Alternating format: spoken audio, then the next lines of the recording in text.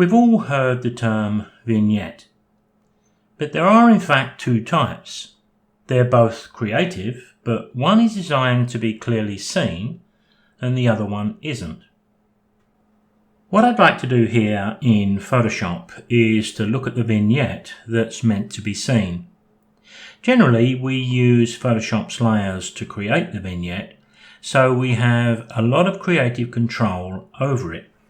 We're not restricted to just using the colour white for the vignette, or even the standard oval shape we've become familiar with.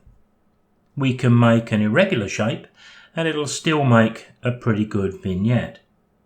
It's whatever works best visually for the image we're working on. With this image opened up into Photoshop, I'd like to create a new blank layer over the top of this image, and on that layer we're going to create the vignette. It allows it to be infinitely changeable and adjustable to suit our needs. So down at the bottom right we can click to create that and it'll appear above the layer thumbnail on the right, but of course it's invisibly sitting over the image as well. Here I'm going to select a standard oval selection. So top of the toolbox, elliptical marquee tool is what I want. And I'm going to click and drag over the image. And then within it, I can click and I can centralize this both horizontal and vertically. Those smart guides help us to do this. What I've got here is everything within that selection. So the monkey's nose, mouth and eyes able to be edited, but I want to inverse that because I want to affect the outer edge. So we've got a selection made, so let's go to the select menu. There's the option we want, inverse. Now we've got everything selected around the outer edge. Now over on the left hand side you can see that I've got black and white as my colours in my colour picker. I know that to flood my background colour, which is white here, I need Control Backspace. But when I do that, and I've done that just to demonstrate that the edge of our selection at the moment is very sharp. Now there's going to be some occasions when that may be what we want. But here I'm going to hit Control Z because I'd like to take you to the top of the screen to the Select and Mask options. There's a lot in here, but really there's only one area we need to concentrate on. We can view what we're doing here in a number of ways, but start off with black and white and you won't go too far wrong. The slider we're really interested in is the feather. We can ignore the others because all I'm looking for is the soft edge. And I'm just going to click here OK because the selection doesn't look any different. But now when I flood it with colour, Control Backspace, I've got my vignette. Now I can always remove that selection simply by hitting Control D. And there, that only took a very short amount of time and we've got the vignette created. With this example, let's make an irregular freehand vignette. Same start though, let's create a new blank layer sitting over the top of my background. From the options on the left hand side, I'm going to select my lasso tool. I often refer to this as my freehand lasso tool and you'll see why as I start to just draw. And I'm deliberately giving it a sort of a flexible edge. But we also need to do exactly the same as we did before. We need to go to our select menu, we need to inverse it, and we need to go to the select and mask now to soften the edge.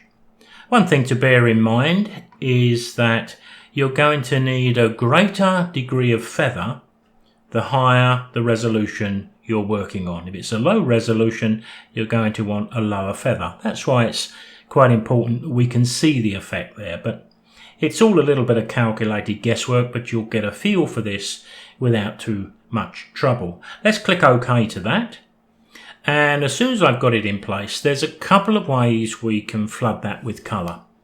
If you're not too keen on keyboard shortcuts, then grouped with the gradient tool, we have a paint bucket tool. If you select that, you can just click into that outside area and there's your selection or your vignette created. But here I have left black as my foreground colour. Hardly the right choice here. So this is where Control Z comes in, and we can switch these around with these little double-headed arrows, and now I can flood the white.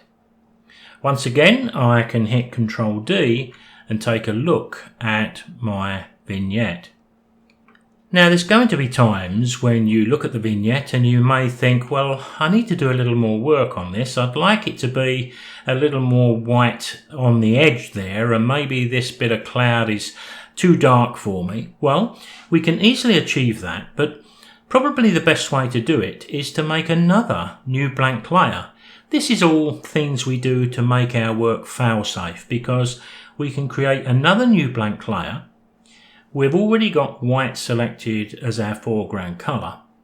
If we pick up a standard soft-edged brush and we keep the flow to probably about 10% or even 5%, now we can adjust the size of the brush, and if we wanted to bring a little bit of our vignette in from the edge in that position over there, we can do so. If we wanted to just give a little more in the sky there because it's a little bit dark, you can see why I call this a creative technique, because we can determine exactly how the vignette looks. And of course, if that didn't work, we could just make another one and have another go. Of course, at the end of the day, if we save this as a Photoshop file and open the image up tomorrow and we're still happy with it, then of course we can lock them all together by flattening all those layers to create the image we want to use. With this image, I'm going to flood my vignette with colour, but you can see I've done exactly the same as previously. I've created a new blank layer. I've made a freehand selection using the lasso tool, and I've inversed it. And now I'm going to go to Select and Mask to give it its feather. I want something fairly high here because this is a high resolution image. That looks okay, so I'm going to click OK to apply that. But now I need to sample the colour that I want to use. Well, there's the colour sampler. The options at the top of the screen don't concern us for what we're doing here. Point sample is fine. I'm going to pick the orange right up at the top there. When I click, it'll appear as the foreground colour in my colour picker. Then if I select that paint bucket tool, or I use the shortcut keys of Alt Backspace, that will be flooded with my colour. Let me hit Control D to remove that selection, and you can remove a selection by going back to the Select menu, and there it is, deselect, and there's the reminder of the shortcut key. Now, just as before, if I wanted to adjust my vignette, once again, I'd put another new blank layer sitting over the top. I'd pick up that soft edge brush. I'd leave my flow at 5%, and if I wanted to add to my vignette in any location, you can see that I've got the freedom to do that. Now, just before I bring this video to a close, just a brief word about the selections that I've been using. Whenever I make a selection, let's pick up my lasso tool. If you look along the top of the screen, you can see there are 4 options. Generally speaking, by default, the one on the left, which I've got selected, is going to be the one selected for you.